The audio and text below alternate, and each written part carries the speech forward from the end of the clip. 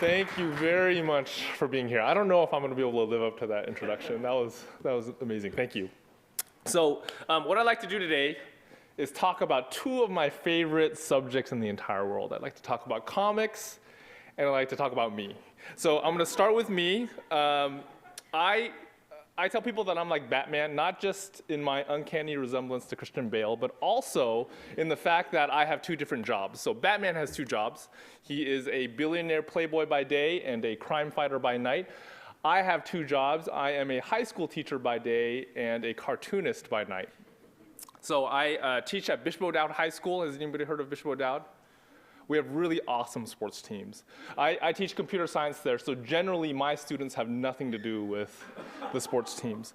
But I've been there for about 12 years. Recently, about 2 or 3 years ago, I had to go part-time at Bishop O'Dowd because my other job was starting to eat up more and more of my hours. So I also draw comic books. I've also been doing this for about 12 years, maybe 12 or 13 years. These are some of the comics that I've done in the past. Just this spring, I had 2 different graphic novels released. They're both collections of older material. So Prime Baby is a collection of a short strip that I did for the New York Times magazine. And Animal Crackers is the collection of the first 2 graphic novels that I did as an adult. What I'm going to talk about today is first how I got into comics, second how I got published, and if we have time, I'd like to do a short reading from Prime Baby. Now, I got into comics in the 5th grade. I became a comic book nerd, an official comic book nerd in the 5th grade. Before that, I was just a nerd. In 5th grade, one fateful night, my mom took me to our local bookstore. And they used to have these things called spinner racks. They don't really have these anymore, but they were these wire frame racks that would carry individual issues of that month's comics all around it. And you could spin them so that you could see them all. So I'd seen these before this day. You know, these were familiar to me. But for some reason, on this particular night, this particular issue of Marvel 2-in-1 caught my eye. Anybody heard of Marvel 2-in-1? They don't publish this anymore, but basically what they did was they would take 2 heroes in the Marvel universe that didn't usually hang out together, and then they'd put them together and make them have some sort of a crazy adventure. So in this particular issue, it was Thing paired up with Rom the Space Knight. So anybody know who Thing is? You all know who the Thing is? The Thing is pretty popular. He shows up in blockbuster movies every now and then. He's, you know, on Saturday morning cartoons. Anybody heard of Rom the Space Knight? No one? Okay. If you've heard of Ron the Space Knight, that's a sign that you are a true geek. This is the way geeks recognize each other, right? But basically, Rom is this superhero that dresses up like a robot and fights crime in outer space. I took one look at this cover, and I immediately fell in love. I felt in my bones that I had to own this issue. So I took it to my mom. I showed her, and I said, "Mom, please, in the depths of my bones, I want this comic. Can you please buy it for me?" And she took one look at this cover and she said, "No, absolutely not. Those 2 monsters look way too scary. They're gonna give you nightmares, even though you're in 5th grade already. They're gonna give you nightmares, and you cannot have it." So to this day, I have no idea what the story's about. Instead, she bought me this. This was the most recent issue of Superman. So Superman, as we all know, is every parent's favorite superhero, right? Unlike Rom and Thing, he's not scary looking at all. He's actually pretty good looking. He dresses in bright blue, just like a Boy Scout. He never swears, doesn't kill people, always says please. Well, I took this home and I read it. It was 1984 at the time. And in this story, the atomic bomb drops in 1986. It kills off most of the world's population, and then the few remnants who are left gather themselves into these little societies that are really lawless. So a group of men have to get together, dress up in medieval-style armor, and ride around the countryside on these giant mutated dogs to fight crime. Superman is one of the survivors because, you know, he's Superman. So he teams up with these atomic knights to fight crime. In the last 3 pages, it's revealed that this whole thing is just a dream. But it did not keep this book from freaking me out. This was the 80s, right? So I stayed up late nights thinking about the bomb, thinking about mutated dogs, and about Superman. And I also stayed up thinking about comics and about how this combination of words and pictures really got into my brain in a way that neither comics nor pictures had done in the past. Within a few weeks of getting this issue, I went from being a comic book reader to being a comic book creator. I had a friend in 5th grade named Jeremy Kunioshi who was just as nerdy as me. At that point, he was already a veteran comic book collector. He had long boxes and long boxes of Daredevil at home. He took me to my first comic book store. And together, we started drawing comics. So we would come up with a story together. I would do all the penciling, he would do all the inking. And then his mom would take our originals to her workplace, and after all of our coworkers left, she would sneak copies on the copy machine. And then she would give them back to us, we would staple them, and we would sell them to our classmates for 2 quarters a piece. This was our hero, Spade Hunter. He was basically like Robin Hood, except instead of a bow and arrow, he had this giant discus that he would throw at people's heads, and we thought it was awesome. Years later, after American Born Chinese was published, I went on this local television show, and they interviewed me about how I got started in comics. So I started talking about Spade Hunter, and at that point, I realized that Spade Hunter is actually kind of a racially tinged term. I said, you know, we have this character named Spade Hunter, and then the cameraman, who was an African American, actually spat out his coffee. And I was like, wow, you've heard of him?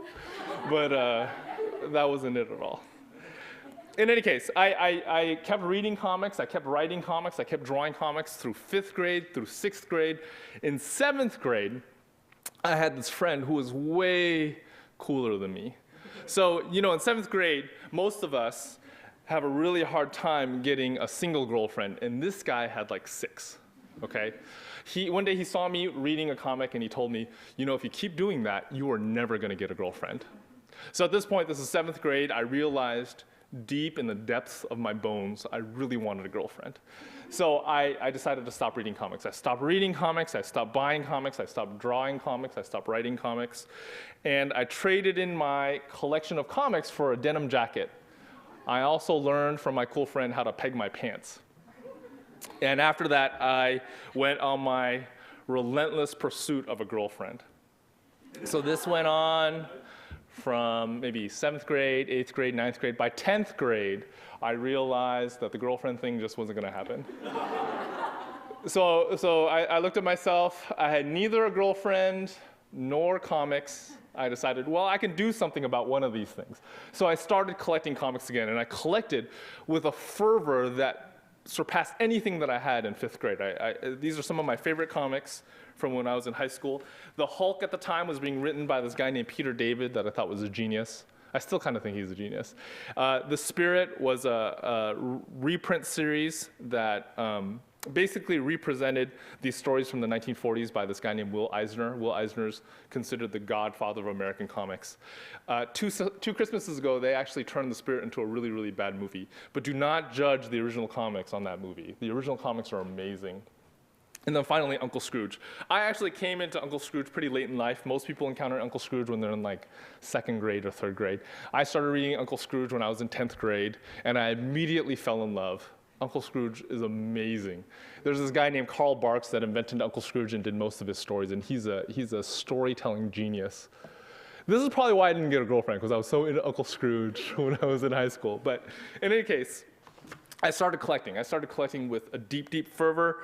My parents, meanwhile, looked at what I was doing, and they were kind of worried. So I've decided throughout this presentation to depict my parents' emotional state with these emoticons from Facebook. This isn't actually what my parents look like, but that's kind of the expression that they had. So they saw me starting to collect comics again, and thought, man, we thought you gave that up when you were in like 7th grade. Why are you doing that again? Eventually, I eased their fears by actually getting into this fine institution. I came here in 91, left in 95, barely on time. To be honest, I generally don't like to tell people that I am an alum of Cal, not because I'm ashamed of being a Bear. I'm actually very proud of being a Bear. But because usually after I say go Bears, they'll go, did you see the game last weekend? And I'll have to say, no, I didn't. I had asthma when I was little and I collected comic books. So I didn't see the game. In any case, I came here, I majored in computer science, I minored in creative writing. And when I graduated, I looked at this vast expanse of decades of adulthood that were stretched out before me, and I thought, man, if I don't publish a single comic, I'm going to die unfulfilled. So I started researching. I started researching online how to self-publish a comic book. So this was in the mid-90s. The internet was just getting started. I would go over to what they used to call the web, which was this little lab under Evans. I bet it's not there anymore, huh? But they used that, and I went there and I waited for all the little pictures to load very slowly. And I started reading all these articles about how to self-publish comic books. Now, those of you who are more familiar with the traditional book market know that in traditional books, there's kind of this stigma to self-publishing, right? It's kind of like a losery thing to do. If you self-publish, it kind of means, oh, you weren't good enough to get a real publisher, so you're going to self-publish. In comics, it's totally different. In comics, self-publishing is a way of proving that you're awesome. Because you're telling the world not only can you write and draw a comic, but you can also handle all the negotiations with the printer, you can handle all the distribution, you can handle all the business. Here are some examples of really, really popular and successful self-published books. The most popular of these is probably Bone, which is right in the middle. It's done by Jeff Smith. It's for middle school and up. If you haven't read it, you really owe it to yourself to read it. It's sort of like Lord of the Rings, except with cartoon animals. Jeff Smith eventually signed with Scholastic, which is this giant New York book publisher. But when he signed with Scholastic, he actually had them put a clause in there that allowed him to continue to self-publish Bone. So Scholastic puts out a color version of Bone, and then he self-publishes a black and white version. The reason why he did that was because he didn't want to lose that proof that he was awesome. So in comics, self-publishing is awesome. I went online, I got all this information. Here's one of my favorite websites. It's still around, but it hasn't been updated since the late 90s. But I got all this information about how to self-publish. I learned two things. First, I learned that it took, at the time, about $3,000 to self-publish a single comic. I was working as a programmer at the time. I decided to save as much money as I could during this one summer, so that I could self-publish myself. I took on as many overtime hours. I tried to eat ramen for every meal, saved up $3,000. I also learned about the Xeric grant. So you all are familiar with the Teenage Mutant Ninja Turtles, right? This was created by two guys who were dirt poor. I think they were living in like one of their mom's basements. They got together, they came up with these characters, they self-published the first issue, and within a few years, they had a multi-million-dollar property on their hands. Well, one of the guys named Peter Laird decided to take his millions of dollars and create the Xeric Foundation, which gives out grants to self-publishers twice a year. They give out 6 to 8 grants twice a year. And it's still going on. It's still going on now. Well, I learned about this online. I decided to submit. And I had the $3,000 saved as a backup plan. Few months after my submission, I got this letter from the Xeric Foundation.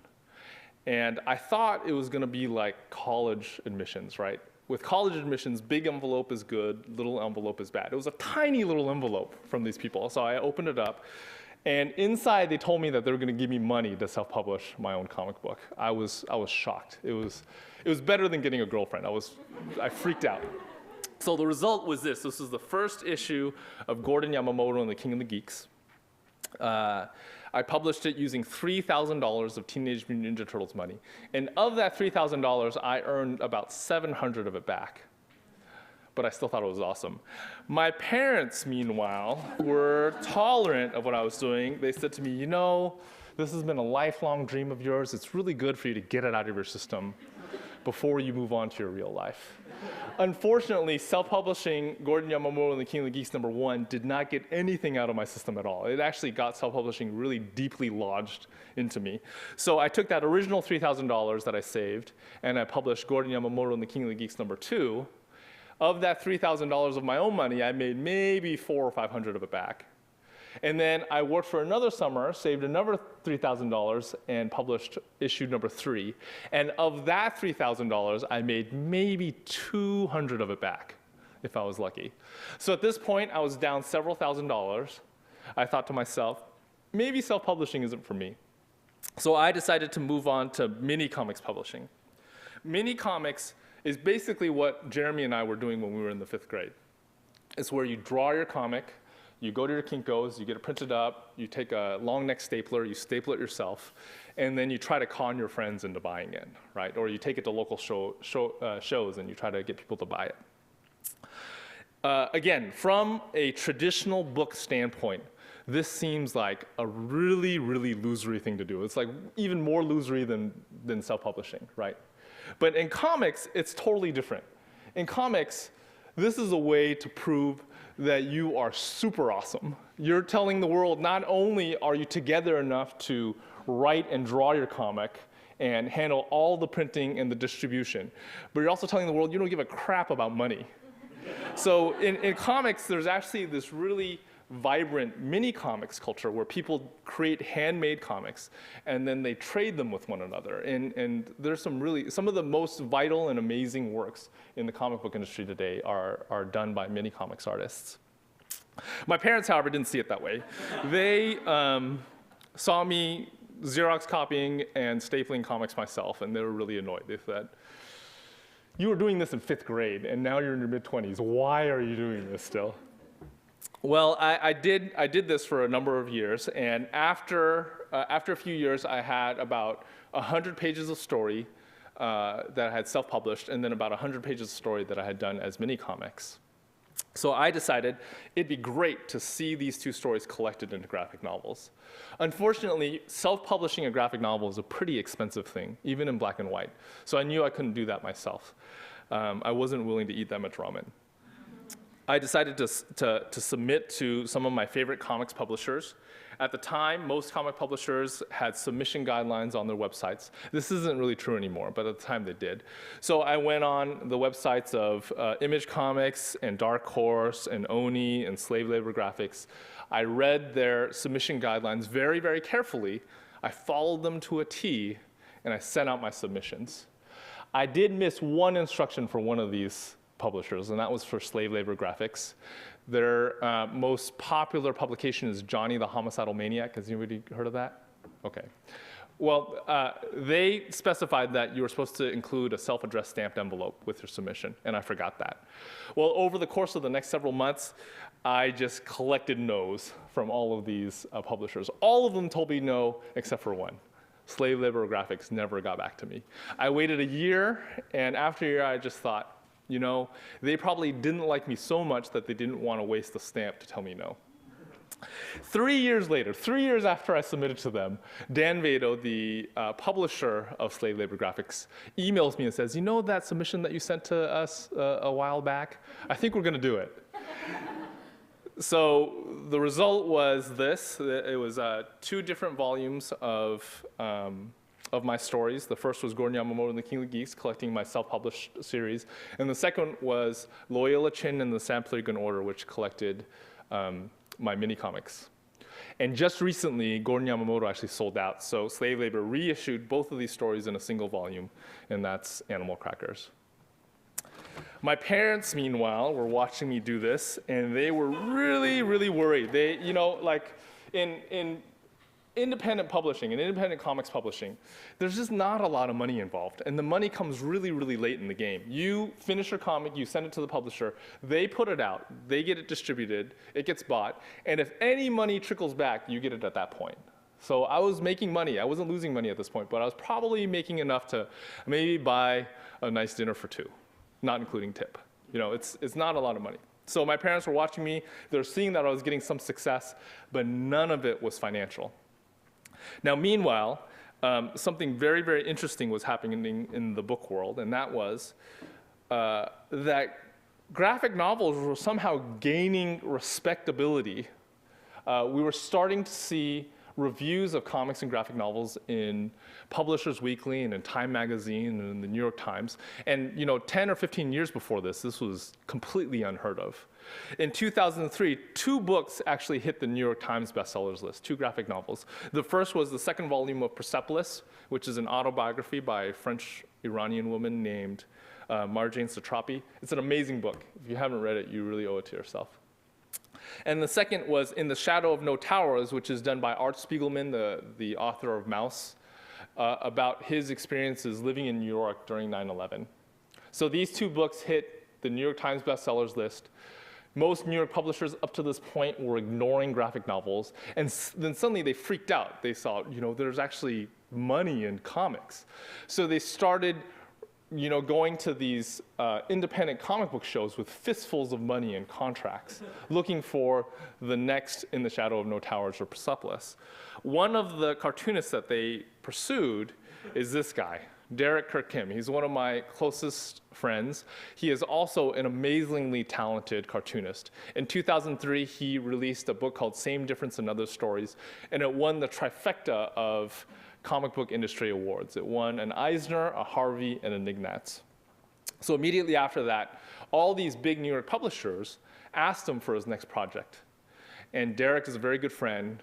He hooked me up with his favorite of all of his quarters, and that was First Second Books. So I've been with First Second ever since. They published American Born Chinese.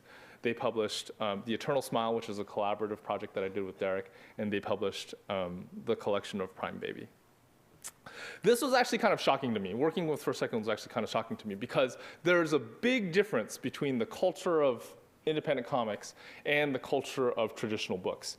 For one thing, they actually pay you before you finish anything, which I think is ridiculous. Like I had a conversation with Mark Siegel, who's my editor at First Second, and he said, well, send us your comic. I said, well, I only have about 70% of it done. He goes, that's okay, send it to me, and then we'll set you up with an advance. And I was like, an advance? They said, yeah, we're gonna pay you money. I said, but I'm not done. And I was thinking, if you had just bought me a burrito, I would have signed with you. I don't know, what is this? That doesn't work anymore, but at the time, that's how I felt. So my parents were actually even more shocked than I was that anybody was willing to pay real money for comics, right? Now, American Born Chinese was much more well-received than I ever could have imagined, and it ended up opening all sorts of doors for me. One of the doors that it opened was a door to newspaper serialization. So most of us in America, when we think of comics, we generally think of newspaper strips, right? That's the comics form that most people read most of the time, and that's certainly true of my parents.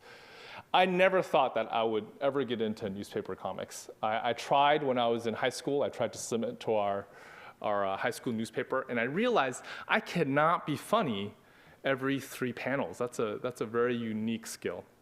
Well, in any case, in 2008, about 2 years after American Born Chinese was published, my agent calls me up and says, the New York Times wants you to do a strip for them for their Sunday magazine. Do you want to do it? And I said, yes, because they're the New York Times. So I ended up doing a strip called Prime Baby, which is about a young man who gets this baby sister that he's really, really jealous of. So he decides to try to prove to his parents that the sister is an alien. It ran every Sunday in the New York Times. It was a part of their Sunday magazine insert. It ran for about 3 months. And after I was finished, they actually canceled the feature. They told me it wasn't my fault, but who knows? And then since then, First Second has collected it. My dad told me, on the day that the very first of these Prime Baby strips came out, he told me that he went to 4 different stores looking for it. He lives in San Jose. There's not a lot of New York Times there. He finally found a copy of the New York Times at a local Starbucks, and he paid $5 for it, which is a lot for a newspaper, especially when you're an older Chinese man. And then he told me that after he read the strip, even though he didn't totally understand it, that he was really happy. So let me do a short reading out of Prime Baby, and then I can take some questions.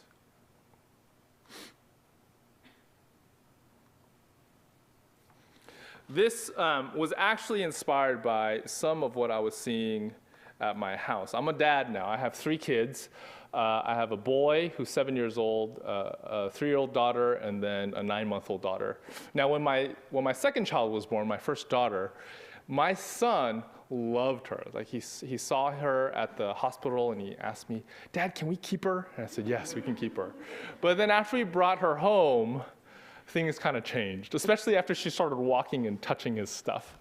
So this was inspired by the relationship that they have with each other.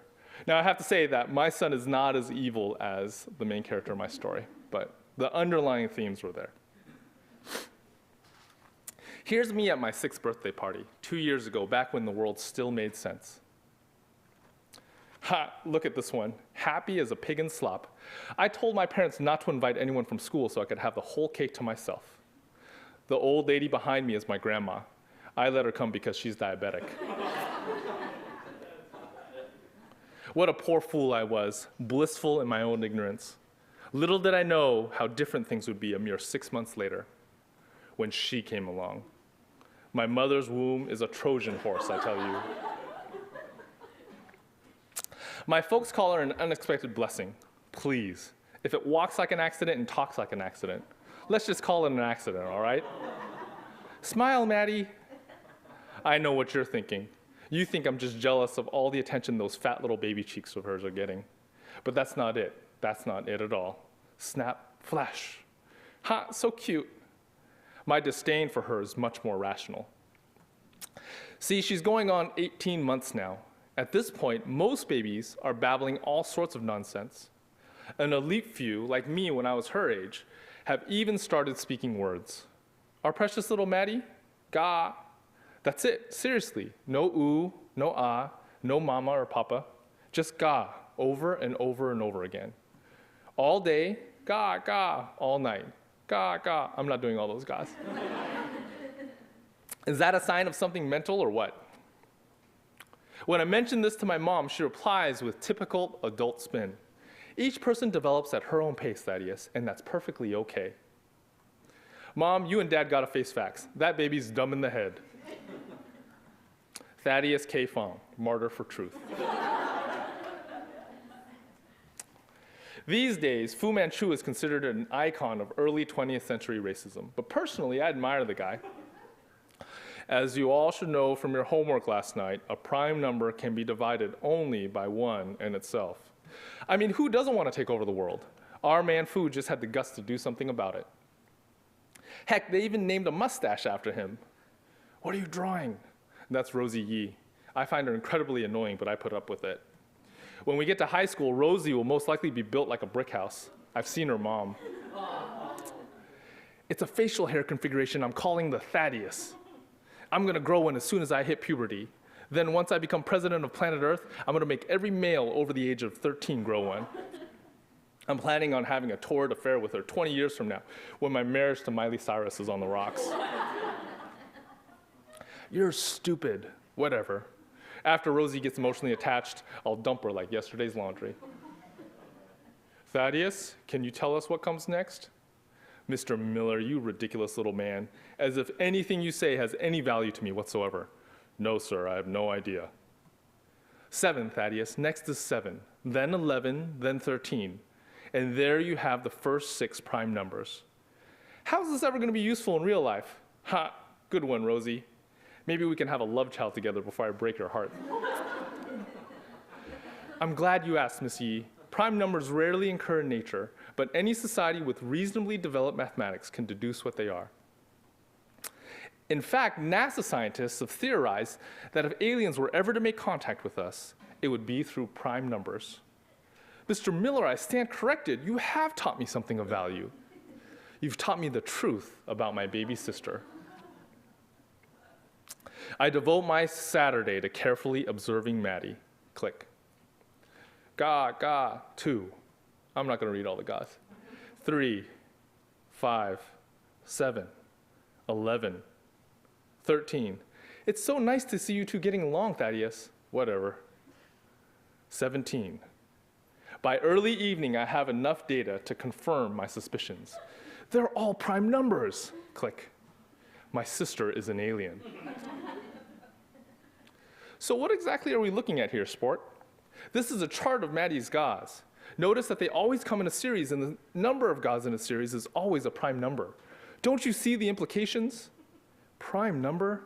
Ah, a number that can be divided only by 1 in itself. Stay with me, Dad. I don't remember learning that stuff like that in the 3rd grade. Dad, I'm smarter than you. I'm in accelerated math. Watch your tone, Thaddeus. And can we please get to the point? I have Pilates in 20 minutes. Fine, I'll spell it out for you. Your daughter is an alien. What? I know this is a lot for you, Mom, since you had her living inside of you for 9 months. But the same thing happened to Sigourney Weaver. See, 19. You gotta call the FBI and have them take her in for observation or dissection or something. I mean, who knows why she's on Earth? My own personal theory is that she's the harbinger of an invasion of... Thaddeus, stop. I really thought you'd worked all this out already, what with the big brother present we gave you and all those sessions with Dr. Darby. I'm disappointed. We'll make another appointment with Dr. Darby tomorrow. Will you imbeciles get that baby drool out of your ears and listen to me? We're talking about planetary security here. Sometimes I find it hard to believe I actually emerged from that shallow, murky gene pool. But it doesn't matter. They'll be sorry. They'll be sorry when I'm elected president of planet Earth. They'll be sorry when Maddie finally emerges from her humanoid shell and eats them. They'll be sorry that they ever made me sit in the naughty chair. And besides, I don't need them to heed my warning, not when I have YouTube. All right, so the story progresses from there. At this point, are there any questions that I can answer? Go ahead. I know that you use comics in your classroom as well. Can you tell us a little bit about that? Yeah, sure. I've used comics in two different ways in my classroom. One is I taught a computer art class for a number of years, and comics was actually a section within that. So we did a section on still art, then we did comics, then we did animation, and finally film. So in that class, we would have students draw comics on paper and scan them in, do lettering and coloring on the computer. The second way I've used comics was in a math class that I had to sub. So several years ago, one of my colleagues, a math teacher, had to go on long-term leave, and I was asked to sub for his class. The problem was that at that time, I was also working as the school's educational technologist, which meant that for about every 2 weeks, I would have to spend 2 days working with another teacher, integrating technology into whatever they were doing in their classroom. So when I was subbing this class, every 2 weeks, I would have to miss a couple of days. Right, so they would end up having a sub for their long-term sub, which is terrible. As a way of making up for it, I started by videotaping myself giving lectures, and then asking my sub to play these videotapes to my students when I was gone. And this was a disaster. They hated it. They came up and they told me, man, we thought you were boring in person, but on video, you're just unbearable. So I even tried to spice it up with like special effects and stuff. I would snap my fingers and the board would erase itself, and nothing worked. Nothing worked with the video. So finally, as a last-ditch effort, I decided to do all of my lectures in comics. So these were done really quick. I would just take a Sharpie, I would draw out the lecture, and it would end up being maybe 4 to 6 pages long. And then I would ask my sub to Xerox them and pass them out to class. And this was amazingly successful. As horrible as the videos were, the comics were successful. Students would come up to me and they would ask me to do comics lectures even when I was there. And when I probed them about it, they told me that they liked the comics, first because it was visual, and they were used to taking in information visually. And second, unlike the video, they could read that comic at their own pace, right? If they didn't understand a part of the video, they weren't gonna tell the sub to rewind and play again. With the comic, they could just reread that passage. So the rate of information exchange within a comic is really in the hands of the reader, and that's not true for film or for animation. So those are the two different ways that I've used comics. I was so intrigued by that experience that I had with that math class that I ended up doing my master's project on comics in the classroom, and I took one of the lessons that I had drawn really quickly for them with a Sharpie and made it into an online comic. So now if you do a Google search on factoring comics, you'll find an online comic of mine about factoring. Go ahead. With the current state of comics in print, diminishing sales, and sort of the popularity of the internet and blogs and what have you, how do you feel about webcomics in the future of print? Yeah, people are really freaked out. I think people in comics and in traditional books are really, really freaked out about the web. I think it's inevitable. I think that comics on the web really offer a lot of storytelling possibilities that aren't possible when you have comics on paper. But at the same time, paper is its own unique experience. I don't think that paper comics or paper books in general are ever going to go away. I just think that the paper books that we'll see will take advantage of their objectness. They'll use the objectness, the fact that it's physically in your hands as a part of the storytelling. And then in comics, Scott McCloud, who's this professional comics nerd that wrote a book called Understanding Comics, he also wrote a book called Reinventing Comics, where he talks a lot about the unique properties of comics on the web. And he describes this thing that he calls the infinite canvas. I do think we'll see more and more of that as we progress. Right now, a lot of webcomics are still locked into the idea of a physical page, even though there is no physical page there. And I think as new cartoonists, as younger cartoonists come up in an environment where there is no page, they'll take more advantage of that infinite canvas. Go ahead. So your comics are very down to earth and coherent and very funny.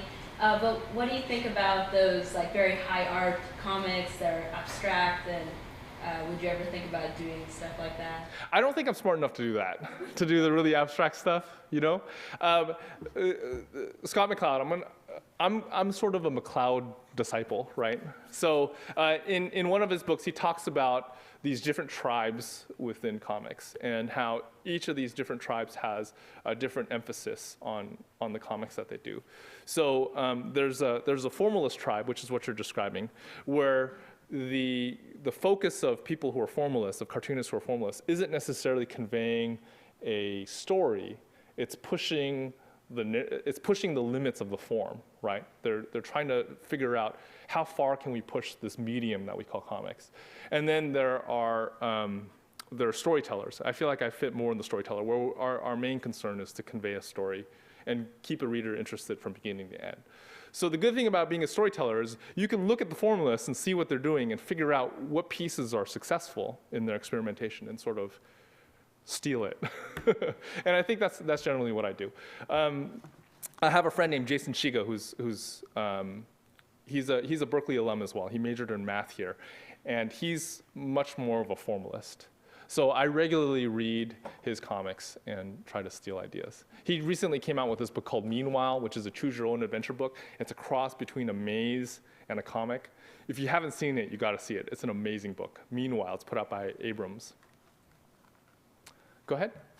As someone who grew up as a second-generation Chinese American, I really found that a lot of the stuff that you put in American-born Chinese was relevant to how I grew up. And I was wondering what made you have those ideas, and also incorporating stories like The Monkey King, who we grow up with, learning about when we go to Chinese school and stuff. So. Yeah. I went to Chinese school for 12 years, and I can barely write my name. Isn't that sad? My parents told me that if I didn't pay attention in Chinese school, I would really regret it as an adult, and they were totally right. I think, when I started American Born Chinese, I'd been doing comics for a number of years, and I had these stories where I had Asian American protagonists, but their Asian Americanness never played a significant part in the story. It was almost incidental. And since my own cultural heritage is such an important part of how I understand myself and my place in the world, I knew I wanted to do some sort of a story that dealt with that head on. So that's what American Born Chinese is. I came up with these 3 different ideas, and I couldn't decide which one I liked the best. So in the end, almost as an intellectual exercise, I've tried to weave them together into a single narrative. So a lot of that is, I think that I don't think that the emotional core that I was trying to get at with American Born Chinese is uniquely Asian American in any way. But I just think a lot of immigrants' kids, or a lot of people who find themselves as minorities in whatever situation they're in, go through that sort of thing. I have a friend who's white who grew up in Hawaii in a predominantly Japanese American environment. And she would tell me that when she would hang out with her friends at the beach, before she got to the beach, she would make sure that she would get her feet really dirty because she was really embarrassed by how pale her feet were compared to her friends. And I think even though, we come from two really different cultural backgrounds, a lot of the emotions that we were dealing with when we were growing up are very similar. Any other questions? Go ahead. Are you still attached to pencil and paper, or are you actually using tech stuff to? I am attached to pencil and paper. I gave up whiteout though. I don't do any whiteout physically anymore. Whenever I mess up, I just go, I'll fix that in Photoshop. But I still do draw all of my comics with pencil, paper, and ink.